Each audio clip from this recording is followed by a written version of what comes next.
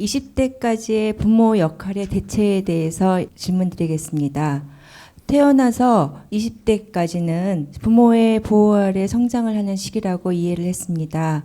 그런데 이렇게 보호를 해주어야 할 부모가 없는 경우가 있습니다. 예를 들어서 고아나 또 부득이 부모와 떨어져 사는 경우가 있습니다.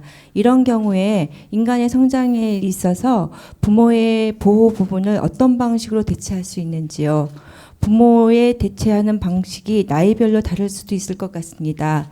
예를 들어 3세에서 10세까지 그리고 10대, 20대 이 대체하는 방법이 다를 수도 있는데 이를 풀어주십시오. 네.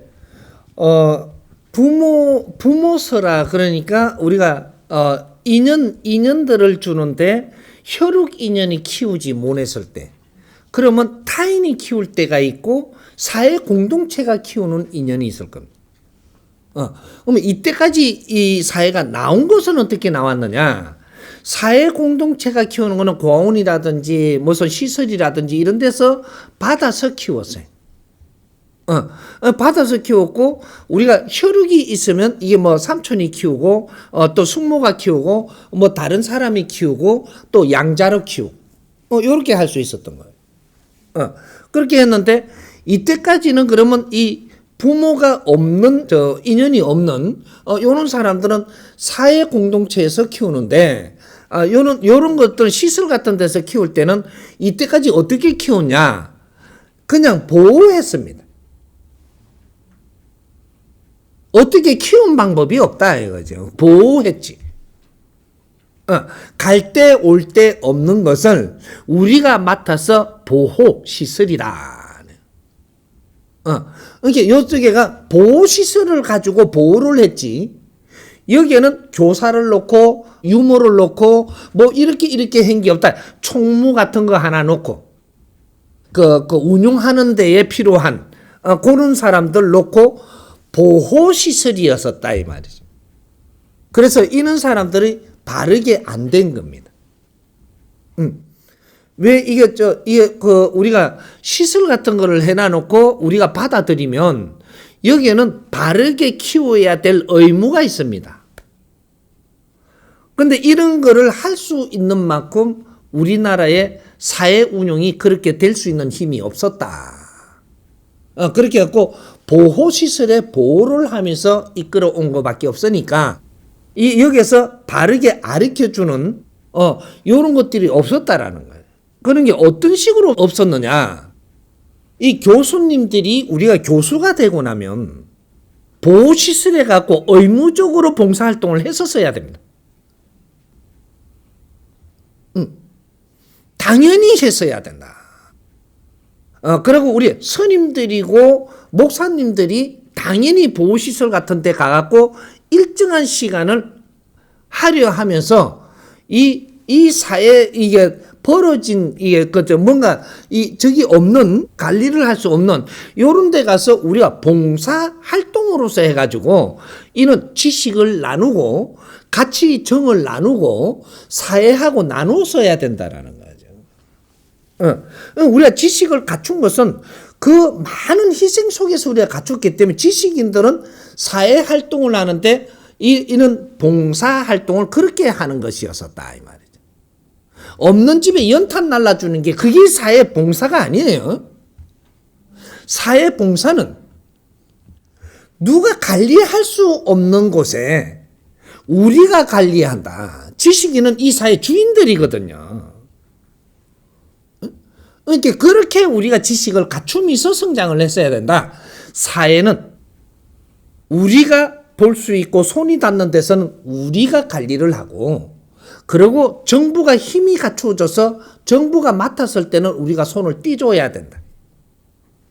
정부가 하는 일은 정부가 하고 기업이 이렇게 할 때는 또 사회 우리가 봉사하는 건 손을 떼고 기업 이 조직이 이제 이게 봉사를 하는 방법으로 가고 이런 식으로의 이는 봉사의 역할 같은 것들이 아직까지 정리가 안 돼 있다라는 거죠.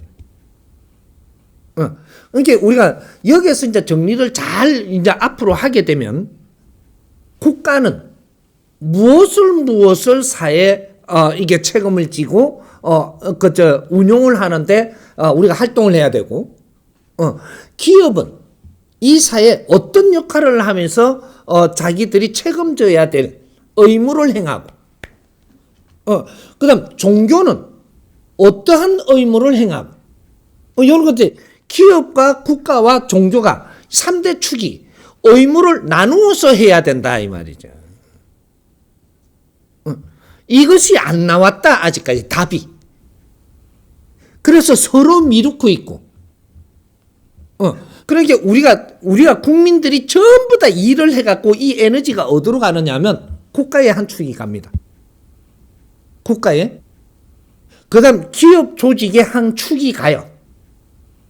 우리가 아무리 열심히 일을 내가 네가 욕심을 내도 욕심을 낼 때 걷어갖고 어디로 가느냐면 국가에 가고 기업에 가는 거예요. 그리고 한 축이 어디로 가느냐? 종교 조직에 갑니다. 이 3대 축은 변함이 없다. 우리 이 나라를 건설하기 위해가 인류의 최고의 나라를 건설하기 위해 갖고 이 3대 축이 성장하고 있는 것이다. 그러면 이 3대 축이 한 축은 뭘 해야 되고 한 축은 뭘 해야 되고 한 축은 뭐를 할 때 이럴 때 이 사회가 아주 살기 좋은 사회가 되는 겁니다. 근데 이걸 아무도 모른다 뭘 해야 되는지. 지금 저 기업 조직이 뭘 해야 되는지를 몰라가 아무것도 안 하는 데서 일어나는 모든 이런 악조건과 안 좋은 이런 게 막 나온다 이거죠. 그럼 종교가 자기가 해야 될 걸 못 해갖고 나오는 이러한 모습. 이런 것들이 나오는 거를 지금 정부가 다 하려고 드니까 정부는 택 반푼도 없는 짓을 지금 하면서 계속 욕 들어오면서 지금 내가 책임 다 지려고 그러는. 지금 이렇게 되고 있는 거죠. 그러니까 자기 할 일들을 못 하고 있기 때문에 우리가 여기에 자리를 못 잡고 있는 거다. 기업도 이 사회에 자리를 못 잡고 종교도 이 사회에 자리를 못 잡고 있는 것이다. 뭐 국가만 일을 다 하는 것처럼 돼가 있어요 지금.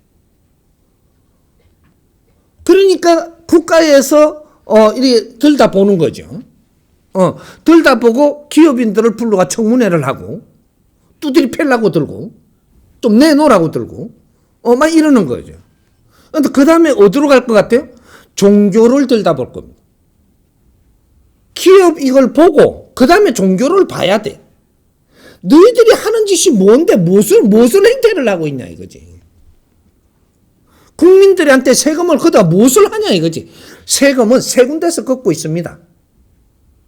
어떤 방식으로 걷느냐만 다른 것 뿐이지. 그래서 국가가 걷어가고 기업이 걷어가고 그 다음 이 종교가 걷어가고 있어요.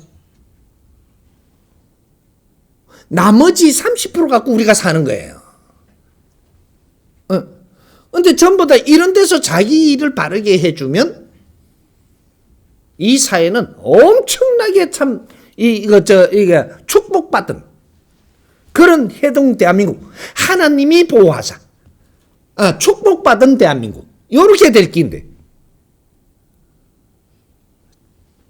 이 조직들이 비대해지기만 했지 너희들 하나도 모르고 바르게 하는 것도 없고 아무것도 한 적이 없으니까 이 국민들은 피땀 흘려 갖고 전부 다 이렇게 해줬는데 이거 큰일 난 거지. 세상이 안 돌아가는 거죠. 지금 요렇게 딱 된 겁니다. 그래서 우리가 이때까지 이렇게 한 거는 보호시설에서 우리가 성장하는데 보호시설이다 보기에 보호만 했다 이거죠. 그래서 보호시설이라고 이렇게 이야기를 하는 거예요. 그래서 기능이 들어가시면 보호시설이 아닙니다. 기능 있는 어떠한 시설은 앞으로 기능을 갖추어야 된다라는 거죠. 어떤 기능? 사람을 키워내는 기능. 기능을 갖춰야 된다. 아프면 안 아프게 안까진기 바르고 뭐 소화제 먹이는 게 아니고 사람을 키워내는 기능을 갖추어야 이 사람들이 아프지 않고 이 사람들이 어려워지지 않고 이 사람들이 바르게 성장을 해갖고 인재가 되고 이것이 또 이 사회로 돌아오고 이렇게 하는 것이다. 이제 보호시설에서 기능시설로 바꿔야 된다. 이런 것들이죠. 이런 걸 우리가 사회가 연구를 해서 그렇게 되도록 도와줘야 되는 겁니다. 이제 기능은 다른 거를 엮는 게 아니고 사람이 성장하는데 필요한 이런 것들을 갖추어서 이런 걸 보호시설에 이런 부분을 갖추어 갖고 이 사람들을 바르게 성장을 하는 어떠한 곳에도 우리 국민은 바르게 성장을 할 수 있는 기능을 갖추어서 이렇게 운용을 해야 된다라는 거죠. 요걸 이야기하는 겁니다.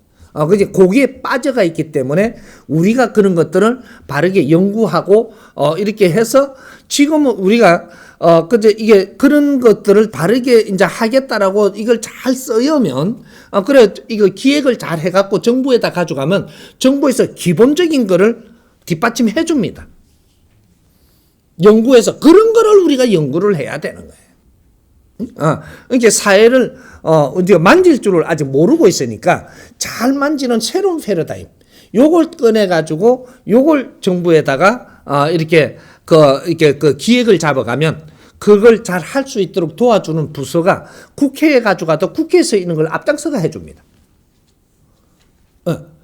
이 사회 이제 복지에 대한 것을 요런 기간 이런 것들에 운영하는 걸 이렇게 갖고 조그마하게 해라도 우리가 해보겠노라. 이렇게 하면은 그런 걸 할 수 있도록 기초적인 거를 다 해준다라는 거죠.